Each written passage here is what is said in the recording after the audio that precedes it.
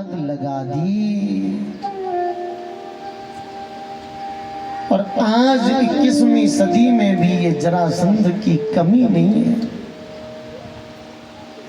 कल रात में जब आग दिख रही थी ना सामने, वो आवाजें आ रही थी।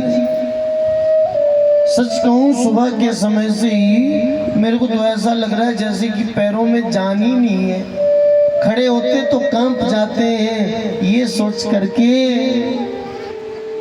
हम आग लगाने से पहले ए मानव, ए मनुष्य, तू इतना क्यों नहीं सोचता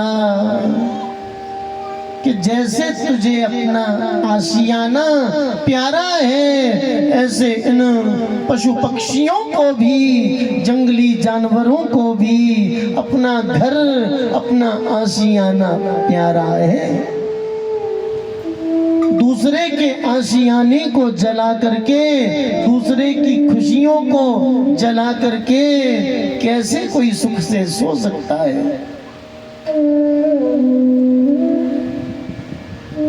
एक महीना हो गया, जगह जगह आग लग रही है।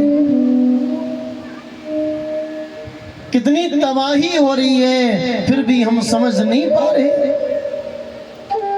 न जाने कैसी निकृष्ट सोच हो गई है, कितने स्वार्थी हो गए हम, जो अपनी थोड़ी सी सुविधा के लिए, अपने थोड़े से सुख के लिए जंगलों को फूंक रहे हैं, जंगलों को जला रहे हैं। अरे ये वृक्ष निर्जीव नहीं है, ये वृक्ष भी सजीव है।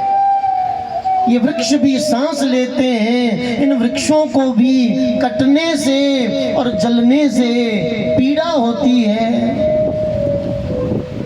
कटने से कष्ट होता है, जलने से तो असह्य पीड़ा होती है। कितना कष्ट होता है। और हाँ, हम फिर कहते हैं, हम फिर रोते हैं, बारिश नहीं हो रही, बारिश नहीं हो रही। अरे हम ही नहीं रो रहे, भगवान भी रोता होगा। जब भगवान सुबह सारी रात जंगल में आग लगती होगी और सुबह भगवान देखता होगा एक पशु जला हुआ जमीन पर पड़ा है और दूसरा उसके पास खड़ा उसको टेढ़ी नजर से देख रहा है।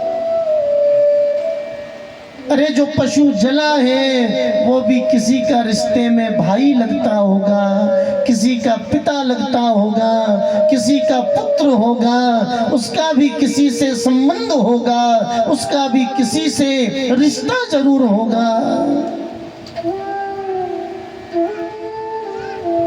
एक पक्षिणी जला हुआ घोंसला देखती है, अधजले अंडे देखती है, उन अंडों को सूंघती है, ये सोच करके क्या पता मेरा कोई बच्चा जीवित तो बच नहीं गया, जीवित भी कोई तो बचा होगा।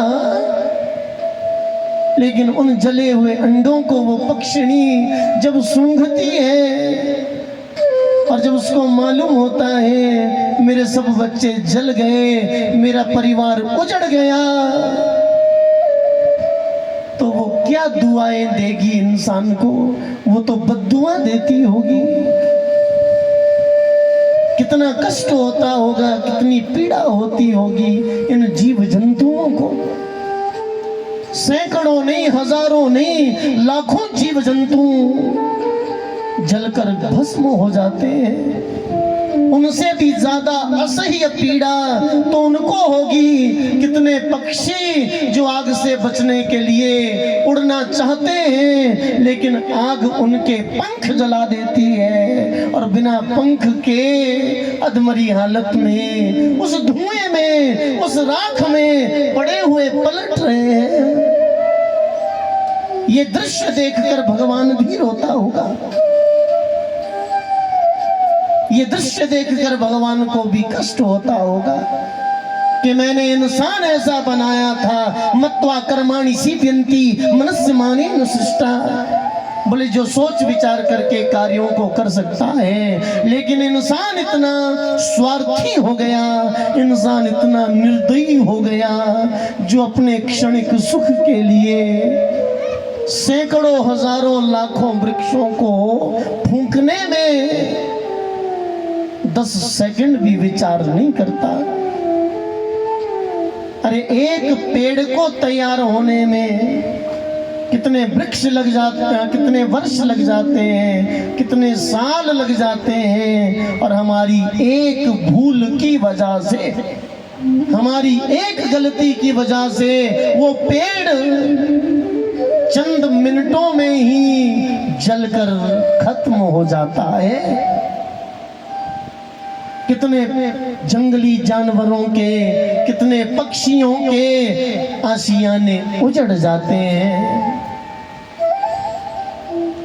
आपसे एक बात कहूंगा मैं, यूं तो वृक्ष काटना भी बहुत बड़ा पाप है, पेड़ काटना भी हमारे शास्त्र कहते हैं, बोले आप वो पेड़ काट सकते हैं जो निर्जीव है, जो सूख गया है, लेकिन ये आज्ञा अब शास्त्र ही नहीं दे सकता, वो भी वन विभाग की अनुमति से काट सकते हैं। लेकिन शास्त्र की बात करें ना, तो शास्त्र केवल ऐसे वृक्ष को काटने की अनुमति देता है जो वृक्ष बेजान हो गया, जो सूख गया, जिसमें जान नहीं है। हरा वृक्ष काटने का बहुत बड़ा दोष है, लेकिन इससे कई गुना अधिक दोष है हरे भरे जंगल में आग लगाने का। और कितनी जगह तो ऐसी दुर्घटनाएं भी हुई है, कुछ भले लोग वो आग बुझाने के चक्कर में वो खुद ही अपनी जान गंवा बैठते हैं। जंगल में कभी आग लगाने की सोचना नहीं। और मैं तो आपसे एक ही निवेदन करूंगा, जब तक बारिश हुई नहीं, जब तक ये धरती पर हरियाली आई नहीं, तब तक आपके खेत में झाड़ियां पड़ी है, पड़ी रहने दो, कुछ नहीं होने वाला। मत आग लगाओ, मत जलाओ, कुछ समय के लिए रुक जाओ। कोई बेकार घास पड़ा है, मत आग लगाओ उसमें, क्योंकि ऐसे तपी हुई है धरती, आप आग लगाएंगे, हवा से थोड़ी सी आग भी उड़कर चली गई तो फिर उसको काबू करना आपके बस की बात नहीं रह जाएगी। मैं तो यूं आपसे निवेदन करूंगा, आजकल कूड़ा कचरा भी जो है ना, सूखा कूड़ा जो आप लोग जलाते हैं, प्लास्टिक जलाते हैं, कागज जलाते हैं, वो भी आजकल मत जलाओ, वो भी मत जलाओ, वो भी इकट्ठा करके रखो। जब थोड़ी बारिश हो जाए, जब ये डर खत्म हो जाए कि अब आग का कोई भय नहीं है, तो जला देना, क्या जल्दी पड़ी है। गोविंद भगवान की